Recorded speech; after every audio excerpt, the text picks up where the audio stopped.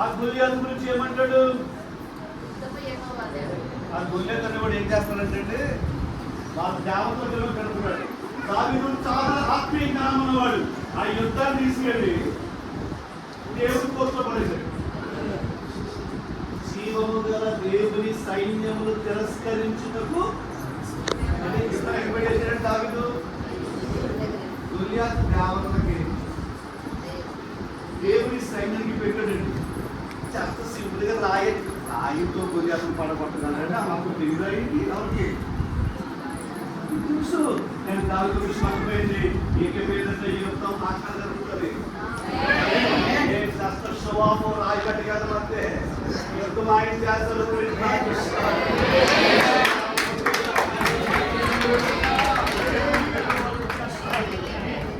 చేస్తాడు. ఈ నెలలో ఒక అద్భుతాలు జరుగుతాయి.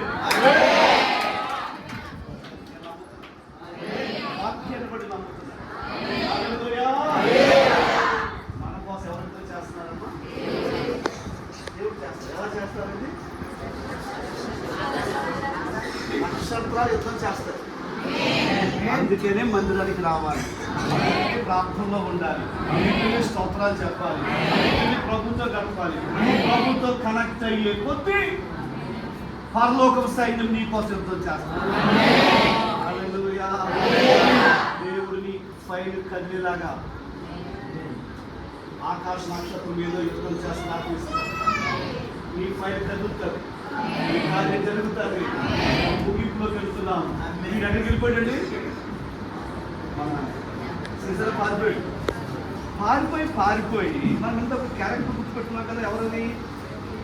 హెబేరు. పరిగెత్తికి వెళ్ళిపోయాడని హెబేరుకి వెళ్ళిపోయాడు. ఎవరు? సిసేరా. ఎవరింటికి వెళ్ళను? క్యారెక్టర్ ఇచ్చేసి ప్రార్థన చేసేస్తాను. సిసేరా ఎవరు? మన శత్రుడు. హెబేరు ఎవరు? మన సంఘస్థుడు. మరలా చెప్తున్నాను. సిసేరా ఎవరు? హెబేరు ఎవరు? మన సంఘం. మన శత్రువు మన సంఘస్థుడికి వెళ్ళి కూర్చున్నాడు.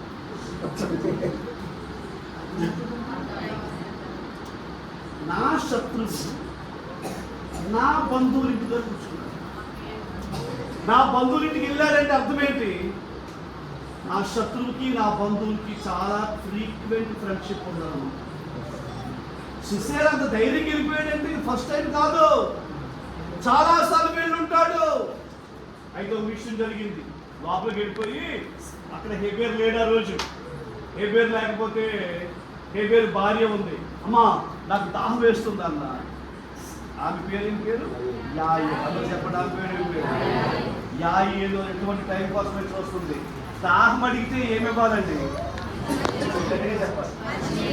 దాహం అడిగితే మంచినీళ్ళు ఇవ్వాలి. కానీ ఆమె పాలు ఇచ్చింది. అసలు నీళ్ళకి రీప్లేస్మెంట్ ఏమి ఉండదండి. మీరు ఎవరన్నా కొంచెం దాహం వేస్తున్నప్పుడు టీ పడిగితే అన్నీ ఏమంటారు? టీ కూడా లిక్విడే కదా, పాలు కూడా లిక్విడే కదా. కానీ అయినా సరే ఏం కావాలి? ఎంత తెలివైనా తెలుసా? పాలే ఇచ్చిందంట. పాలే పాట పడుతుంది. ఏ పాలు ఇచ్చిందో తెలుసా అండి? మేగడ పాలు ఇచ్చిందంట. శ్రీవార జ్ఞానం కావాలి, జ్ఞానం కావాలి, యాగేతున్న జ్ఞానం కావాలి. ఆమె ఏమిచ్చింది? అతను ఏమడిగాను? ఆమె ఏమిచ్చాను? ఏ పాలు ఇచ్చాను? సర్దార్లకు తగిన పాలు ఇచ్చింది. ఎప్పుడైతే మేగడ పాలు ఇచ్చాడో థ్యాంక్ యూ అమ్మా అంటూ నిద్రపోయాడు. ఆమె పాలు ఇవ్వడానికే కారణం నిద్రపోయే ముందు ఏం త్రాగాలండి? పాలు. పాలు త్రాగితే మంచి నిద్రపడుతుంది కదా. ఆమె కావాలనే పాలు ఇచ్చింది. మంచిలో కావాలనే మేగడ పాలు ఇచ్చింది. మనం నిద్రపోయాడు. నిద్రపోగానే యాయి మేకు తీసుకుని, ఏ మేకో తెలుసా? గుడారపు మేకు. అందరూ చెప్తారండి. ఏ గుడారం ఇది?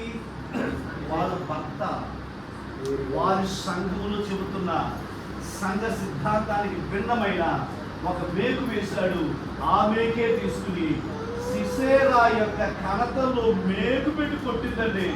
అసలు సిసేరా కణతలో మేకెళ్ళి కణతల గుండా వెళ్ళగానే అతడు తల పగిలి చచ్చిపోయాడు.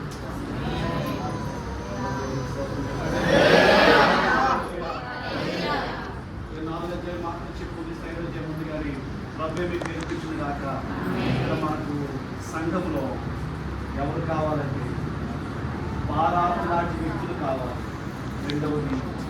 యాయేలు లాంటి వ్యక్తి కాదు. యాయేలు అంటే ఎవరో తెలుసండి? తన కొడుకు, తన భర్త, తన ఇంట్లో ఎవరో సంఘ సిద్ధాంతములకు, వాక్య సిద్ధాంతములకు విరోధమైన భిన్నమైన మేకులతో వెళుతుండగా దాన్ని భరించి ఎప్పటికైనా ఆ అబద్ధపు, అసత్యపు శిశేరాలను తొలగించుటకు దెబోరాకు సహకరించిన జ్ఞానం గల సహోదరియే యాయేలు. అలాంటి కృపగల ఆత్మదేవుడు మనకి ఇచ్చిందా? అందరు మోకరిద్దాం, ప్రార్థన చేస్తాం. అందరు మోకరిద్దాం, ప్రార్థన చేస్తాం. మోకరించే విలువ అందరూ మోకరిద్దాం.